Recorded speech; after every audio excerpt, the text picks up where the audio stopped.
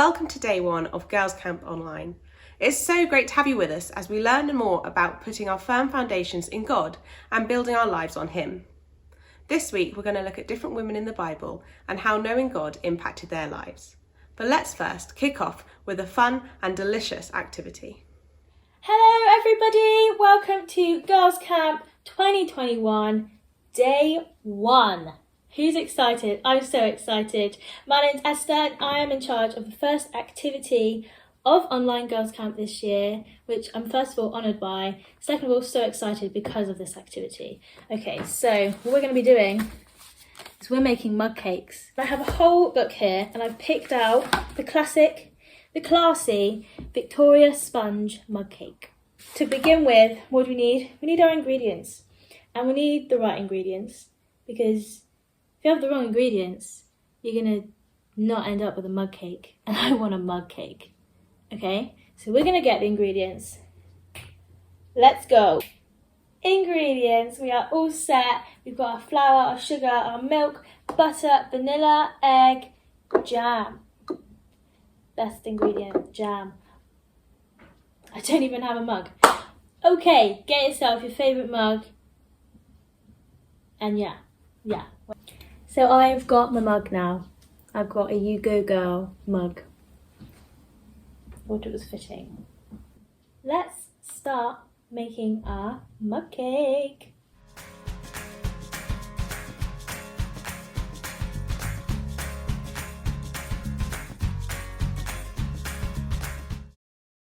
As if I just did 30 grams off the bat. Get your measurements right.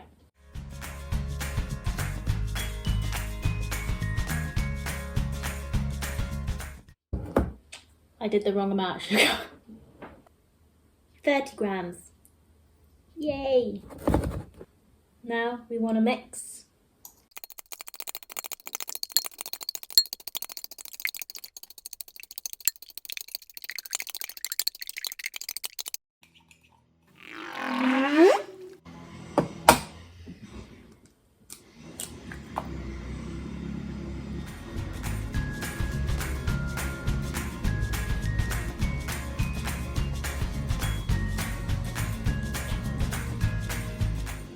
Yay!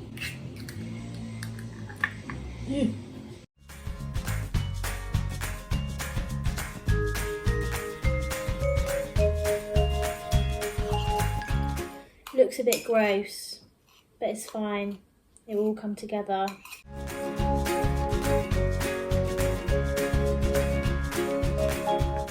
Oh, 30 on the dot again. Yes, Esther.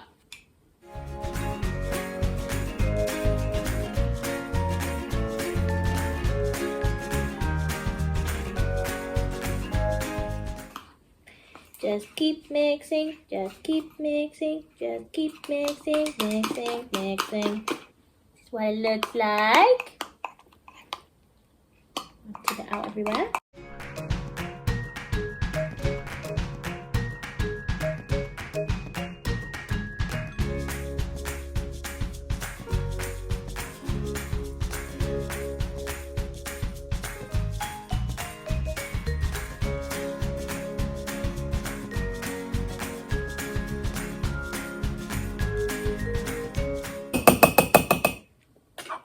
Right, and the last step is the jam. Get your favourite jam. Mine's, I think it's blackberry and apple. Shout out to the Collies.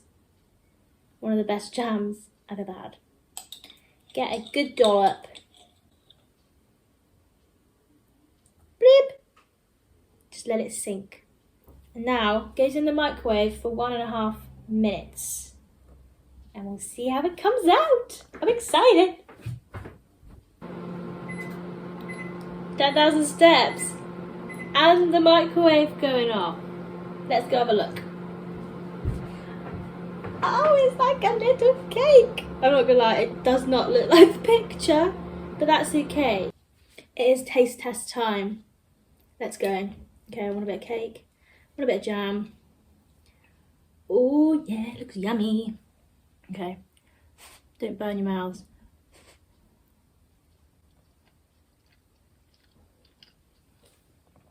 Oh, yummy.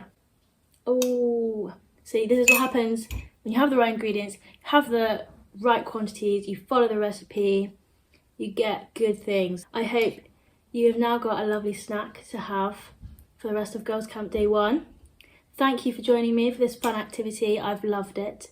And I am now handing over to the next Girls Camp leader. Bye! Thanks, Esther. How amazing that we can make something so delicious out of such simple ingredients. I wonder what Eve, our first woman in the Bible, uses ingredients in her life in order to build a firm foundation. Let's go to Gemma and Rachel to find out.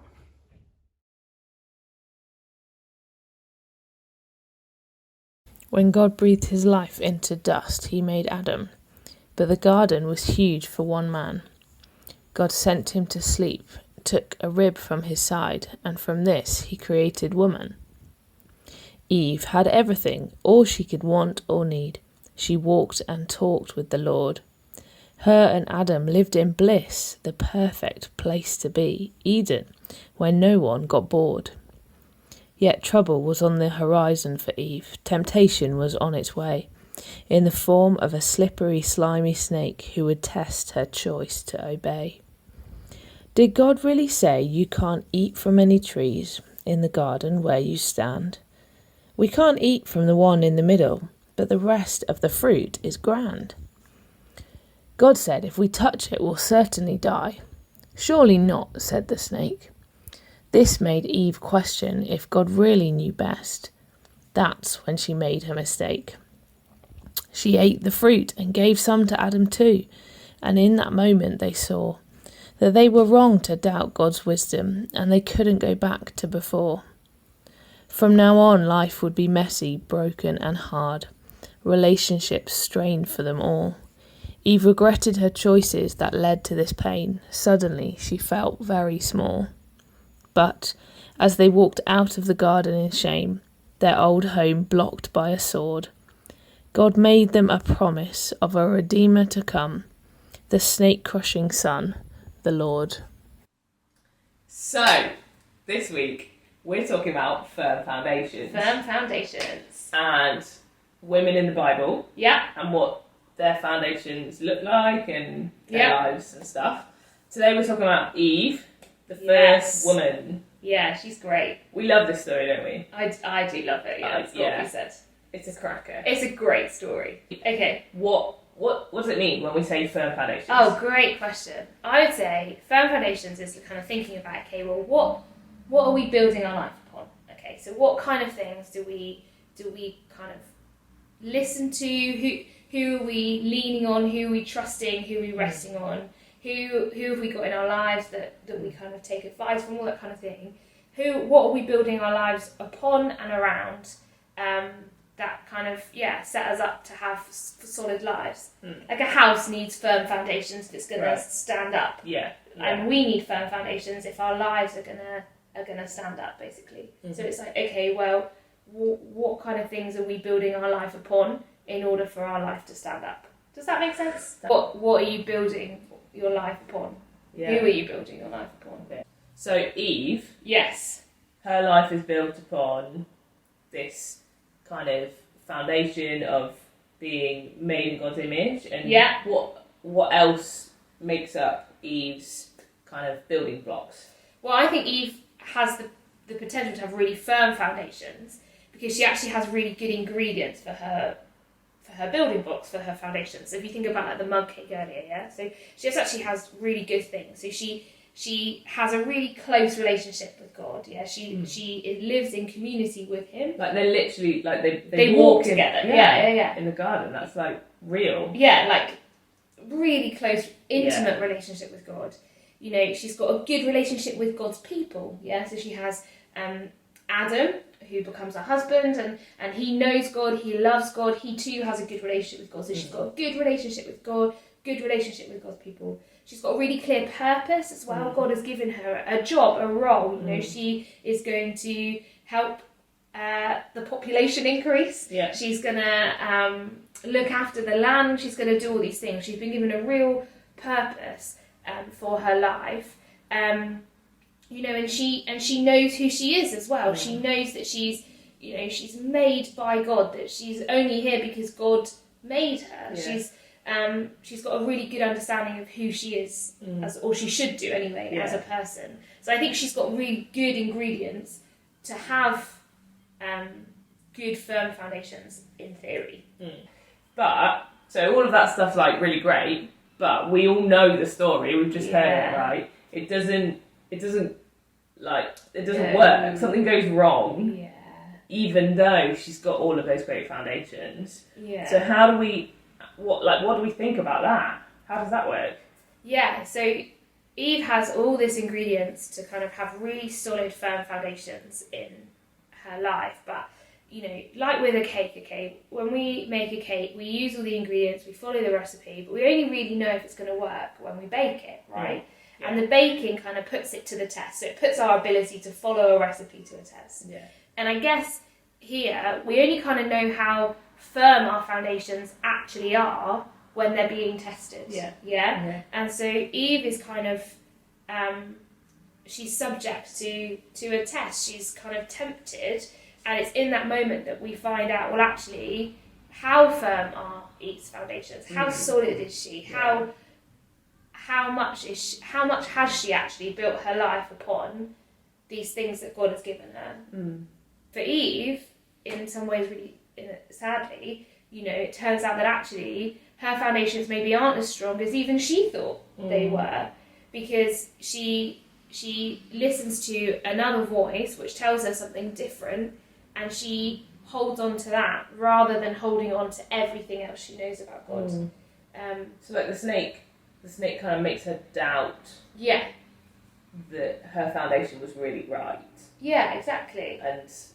And that leads her to kind of to take her own control, to kind of go, actually no, like some of my foundation is my own, like what I think is best. Yeah. Instead of trusting the God of the universe and what he made me. Yeah. And he loves her, what he knows is best. And I think that's something that we can do too, right?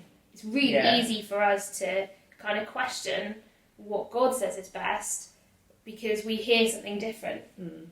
It's a really easy thing to happen to us, regardless of whether we've grown up in church or not.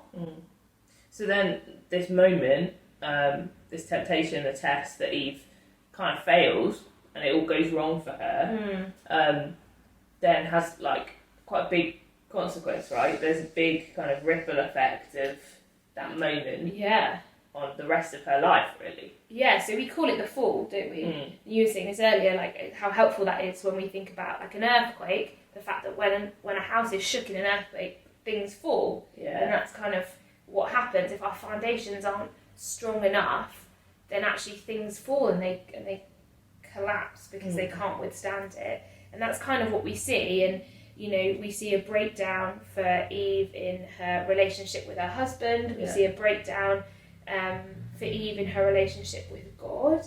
And we see this breakdown, this damaging of a relationship as well between humans and the land. The earth gets damaged, the earth gets broken as well. And so there are all these kind of effects that kind of happen, and it's quite sad, really. Yeah, I guess it's like with that earthquake, when you have an earthquake, quite often you get like the rock splits. There's like these cracks appear that spread really far. So even though it's her choice and it's her moment that goes wrong, it has an impact across the rest of her existence and everything that she's related to. And it affects us too. Yeah. And that's like, that feels really hard. I don't like the fact that kind of her choice there impacts like other people and other things. It just feels like when stuff goes wrong, what hope is there left for that foundation? Like that foundation's been cracked, it's damaged and been shaken. How do we move forward from that? Because it kind of feels like that's it, we've lost the chance. I think the important thing to remember is that those ingredients that she had at the beginning are still there. Okay. Right? Yeah. So those things that she had, they're still there. And actually in Genesis 3:15, God says to Eve, someone from your family is going to come and redeem and restore everything. And they're two really big words, But like redeem means to like bring back, and restore means to like make new again. So this person's going to come and they're going to bring back all this stuff that's gone wrong is going to be kind of brought back to where it should be, and things are going to be made right again. And we know that person now is Jesus. But obviously, like, they didn't have that at the time. But that's our hope, I think. That's the big thing, is that, like, it's not broken, or it doesn't have to be broken forever. It can be made new again. Does that make sense? Yeah, so there's still some effect of sin. Yeah. And Eve's choice in that moment, but God's promise gives her hope, even though her life is still going to be different now. Yeah. Like, there's that consequence that we have to face up to when we get stuff wrong. Yeah.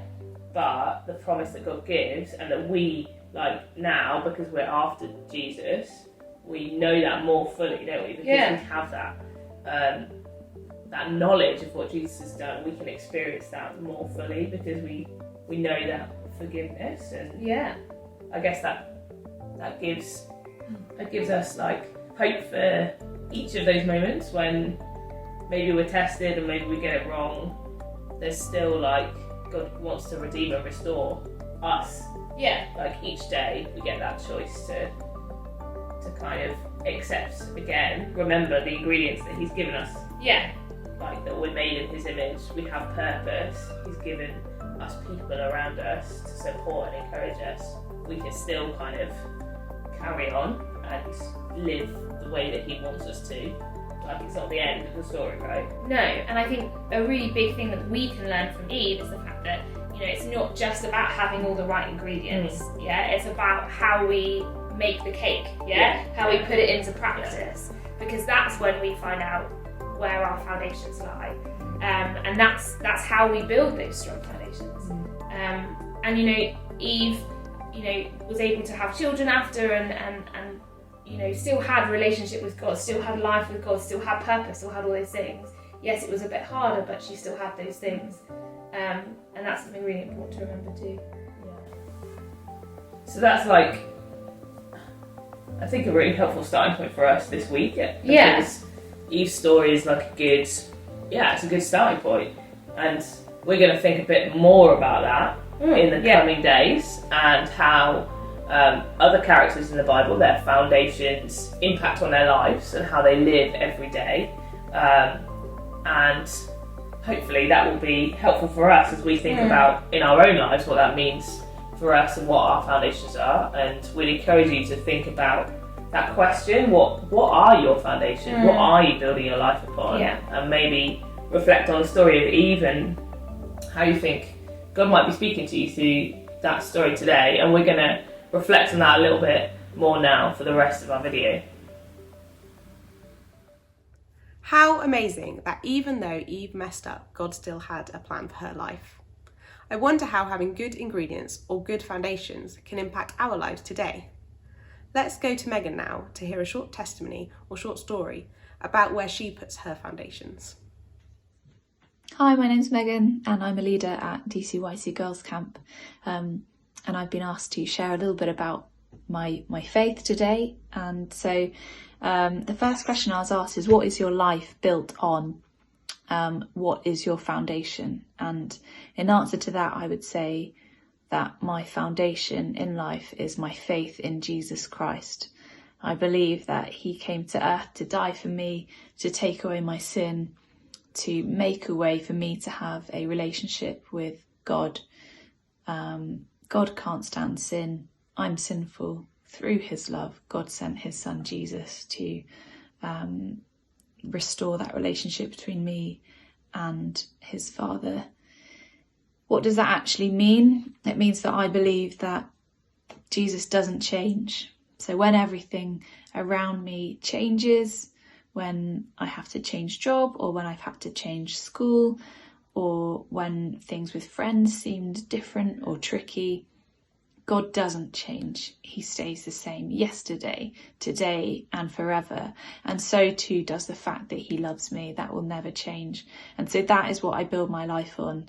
The fact that He loves me, died for me, has good plans for me, desires that I know him more, and desires that I share his love with other people. And the second question I was asked to answer is, when you face temptation or difficulty, how does that foundation make a difference? And I would say to that, kind of the same thing actually. Jesus doesn't change when everything around me does. And so that means that when I feel like things are going great, or when I feel that things are going really badly, God is the same. And so when things are tricky, I know that he loves me and that he has good plans for me, and that I just need to trust him. And that I find really encouraging. And it's a song I've been listening to recently, and it talks about whether I'm in the valley or whether I'm in the low point. I can't remember actually what it is. But whether I'm up here or down here, God is the same, and he is always with me and has good plans for me. And that is what I want to build my life on. God doesn't change. God loves me. He sent his son to die for me. And that is central to my life. Thanks, Megan. It's so great to hear how God loves us and is the same yesterday, today and forever, so we can really build a firm foundation in him. I wonder about that question that Gemma asked earlier. What are you building your life upon? We're now going to have a time of reflection, and I really encourage you, as the song plays, to really think about that question. What are you building your life upon? Be thou my vision, O Lord of my heart, nor be all else to me, save that thou art.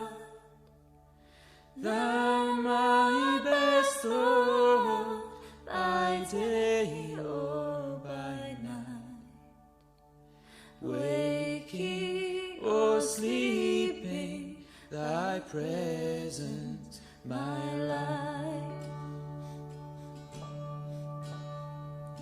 Be thou my wisdom, and thou my true word.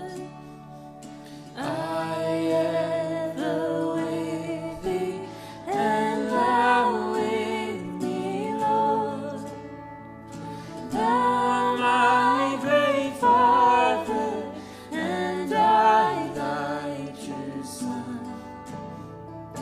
Thou in me dwelling, and I will be one.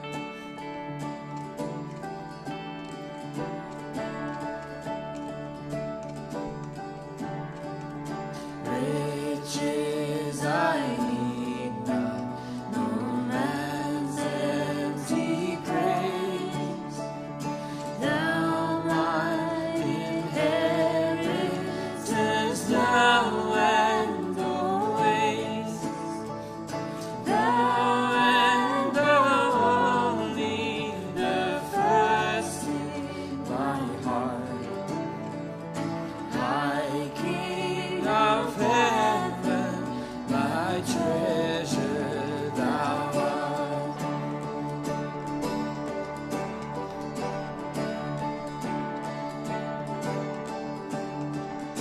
High King of heaven, after victory's won, may I reach heaven's joys, so bright and sun.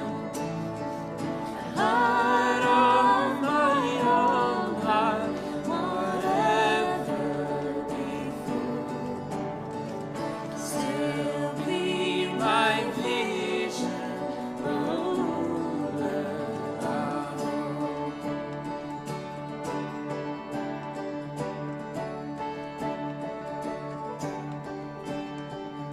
Heart of my own heart, whatever before, still be my vision, ruler of all. Thanks so much for joining us. Please do take a look at our other 2 videos this week for more activities and to hear more about these amazing women in the Bible and where they build their foundations. Bye!